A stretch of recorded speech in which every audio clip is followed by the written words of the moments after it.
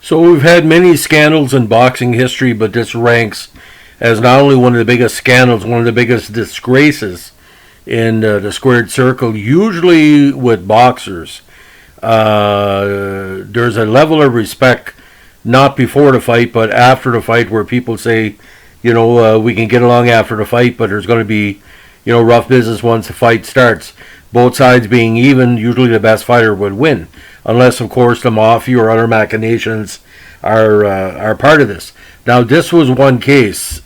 On the undercard of the famous Roberto Duran-Davy Moore title fight, where Duran knocked out Moore for the junior middleweight belt, a great prospect by the name of Billy Collins Jr. was taking on a journeyman, Louis Resto.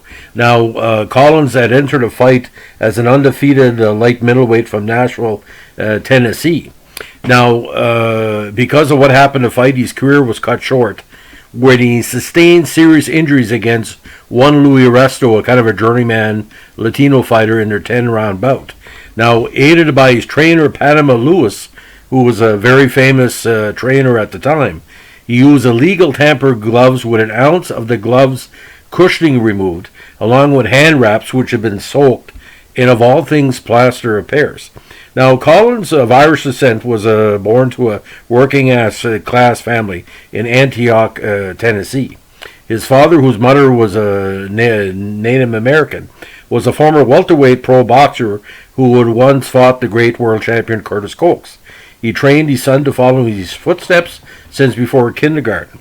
Also a welterweight, Collins won his first 14 fights as a pro, among them a decision over future world title challenger, the great Harold Brazier. Now, Collins on the undercard was matched against Puerto Rican journeyman Louis Resto at Madison Square Garden, when, of course, the mega card took place on June 1683. Now, Collins entered the fight as a heavy betting favorite, but again took that heavy beating and lost by unanimous decision. A lot of people who watched the fight, including myself, were wondering exactly what went on here, because usually with this, when you have an up-and-coming contender against a journeyman, usually by the 6th or 7th round, the up-and-coming contender dominates. In this case, Resto was dominating with just regular shots. Now, at the end of the fight, and if you go on YouTube and see the documentaries of the fight, Collins and the father and trainer Billy Sr. noticed that Resto's gloves felt thinner than normal and demanded to the officials on hand that he be impounded. A subsequent investigation by the New York State Boxing Commission, who had a lot of pull at the time, concluded that Resto's trainer, Panama Lewis, had removed an ounce of padding from each glove. It made Resto's punches harder and more damaging to Collins. The result was again changed to a no contest. Now, pictures that were taken shortly after fight shows a very, very damaged Billy Collins. His eyes were completely shut. He looked like somebody who had got a beating from, 5 or 6 people with hockey sticks. Now, Lewis's New York boxing license was eventually and permanently revoked, banning him from any official role in American boxing for life. Ring Magazine, which was the Bible of boxing for print, had a in-depth breakdown of the fight and its ramifications, which you can find is quite probably one of the most interesting boxing articles of all time. Now, Resto was suspended indefinitely and never fought again. In '86, Lewis and Resto were tried and convicted of assault, conspiracy, and criminal possession of a deadly weapon. Now, which was, of course, Resto's plaster of Paris wraps. Prosecutors felt that Lewis's actions made the fight an illegal assault on Collins, and both eventually served 2.5 years in prison. Now, in the Resto fight, again, Collins' eyes were swollen shut. He suffered a torn iris and permanently blurred vision, which left him unable to box again. Now, myself, as a person who's visually impaired, but because of diabetic retinopathy, I can tell you it doesn't take much in a boxing fight to lose your vision, because I lost my vision from bleeding in the eyes from interior, diabetic process. The eyes are very fragile. Now, on March 6, 684, unfortunately, Collins was killed when the car to which he and his best friend were driving crashed into a culvert near his home in Antioch, which of course is a suburb of Nashville. The autopsy showed he died a short time later at the scene of the accident. Many commentators, as well as Collins' close family, believed that the loss of his livelihood broke him emotionally and physically, which led to the accident. Now, in July '83, Collins and his family sued Lewis, Resto, Floyd promoter Top Rank Boxing, the inspectors, the bouts referee, and Everlast, which was the manufacturer of Resto's glove, for gross negligence and loss of income. The suit against Everlast was dismissed by the federal court, which found that there was no liability since the gloves had been tampered with after they were delivered by Everlast, which I tend to agree. Now, Collins and Sr. and Collins' widow, Andrea, then sued the New York State Boxing Commission for failing to protect Collins. The commission argued that the term inspection was so broad that there was no way to determine whether the fight's inspectors could have done more than he did. It also claimed that Top Rank actually hired the inspectors and bore more responsibility for behavior. A court ruled in favor of the commission, and the court also noted that Collins' death ended any potential future damages. However, Collins' widow, now known as Andrea Collins-Nile, attempted to reopen the suit, but the request was denied.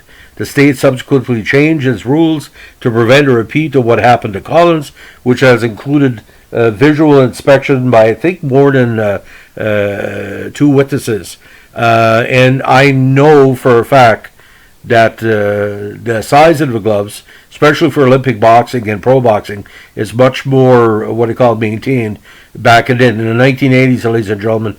We had a lot of craziness going on because the mafia and other negative groups were part of the boxing scene, but in 2021, at least there's no more protection for the fighters. Now, according to representatives of the Collins family, they have never seen any resolution. Now, in 2007, Resto eventually made a tearful apology to Collins-Nile for his role in the scheme unexpectedly during the making of a HBO documentary about the fight. He also admitted that his hand wraps had been soaked in plaster of Paris before the fight. That caused them to harden to plaster casts like those used to set broken bones. The hand wraps were never confiscated and did not figure into the official investigation of the tampering incident. However, the combined effect of the plaster casts and unpadded gloves meant that Resto was effectively striking Collins with something similar to rocks. At a 2008 press conference, Resto not only admitted to knowing that Lewis had tampered with the gloves, but had done so at least twice before. The '83 incident and subsequent aftermath is covered in the 2008 HBO documentary Saul Assault in the Ring. Now, about Panama Lewis, a little bit of background about him, and you're going to be shocked by this. Panama Lewis, at the time, was considered one of the best trainers of his era, compared with the great Emmanuel Stewart and Lou Duva. Now, the most noted boxers in his stable was light welterweight champion Aaron Pryor. Now, previous to the Resto fight, in 1982, Pryor fought Alexis Arguello. Now, before the 14th round, a cornerman held up a plastic water bottle, but HBO cameras caught Lewis yelling, "Not that bottle, the one I mixed." Pryor eventually knocked out the great Alexis Arguello, but Lewis's comments fueled rumors that the bottle contained either liquor or stimulants. Lewis said it only contained Perrier and tap water, in line with the rules allowing boxers to consume only water in the ring. Although Lewis was never formally sanctioned, the incident sullied his reputation, which was confirmed by his cheating discovered in subsequent fights. Now, the big denouement here. He was Roberto Duran's cornerman when he lost in this unanimous decision against Wilfredo Benitez in 1982. Now, the idea about Panama Lewis being involved in something so negative, it's kind of a bizarre portion of his career. He was very well respected, and but the thing is, where do you get the importance of because usually with trainers and promoters, they have numerous fighters in their stable. Why would you want to injure a possible future opponent or your current opponent just for the sake of a rating, whatever? Usually how it works now, the best fighters go into the ring. Whoever wins, whoever loses, and you can manipulate a fight. But imagine the ego it would take to put your boxers hands and plaster repairs and allow it to harden and take, not only do that, but to take out the thing that's supposed to protect the other fighter, because the bigger ounce gloves, there's more protection for the fighter. Again, totally bizarre, ladies and gentlemen. So what I want you to consider when you listen to this podcast is why would anybody do that to anybody that respected their other opponents? There's no way in the world that anyway, I still don't understand. He felt that Resto was his last shot because he was no longer with Duran, because Duran was taking more money fights, not using him. Anyway, that's neither here nor there. But all I know this, ladies and gentlemen, you cannot manipulate something and get away with it in boxing now. You can try, but unfortunately, Collins died and Resto's career was ruined by someone who manipulated him. And like I said, we should never underestimate, especially in the 70s and 80s, how boxing was being manipulated by forces, or what they call TV money, seen and unseen. We talk about James Scott. Why was a guy in prison allowed to fight and take opportunities away for someone living on the outside and wasn't a criminal? Like, it was a weird time, especially between, the last gasp of Ali in 75 to about 83, 84. And again, the prior Arguello fight, the Gaetan Hart killing a fighter in a ring. You had Dooku Kim with Boom Boom. There was a lot of stuff going on, some not intentional, but it was a weird time. And this, when Ray Magazine, ladies and gentlemen, was selling millions of copies a month, where boxing was the number one sport on television. No joke. There was a time. Why would he show it on the major networks on a Friday night for 5 straight hours unless it was the number one show on television? Anyway, the documentary's available there, the YouTubes. It's quite interesting. But anybody gets into boxing, I always say, check the gloves. I'm not joking. Anyway, if you like what we're doing here with our boxing podcast, let us know. Give us a like, comment, or subscribe. Have a good day. Bye.